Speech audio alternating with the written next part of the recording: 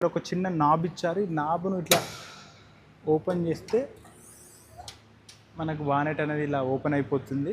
ఇక్కడ మనం చూసుకున్నట్టయితే ఎయిర్ ఫిల్టర్ చూసుకోవచ్చు. ఇక్కడైతే ఒక సెన్సార్ అయితే ఇవ్వడం జరిగింది. దీని లోపల చిన్న రేడియేటర్ ఉంది. ఇది ఎందుకంటే డీజిల్ ట్యాంక్ అనేది ఒకవేళ హీట్ అయినట్టయితే దాన్ని కూల్ చేయడానికి ఇక్కడ ఒక ఒక రేడియేటర్ ఇచ్చారు. దాని లోపల ఇంకో రేడియేటర్ ఉంది. ఇది ఎందుకంటే ఇది మన ఏసీ కోసము.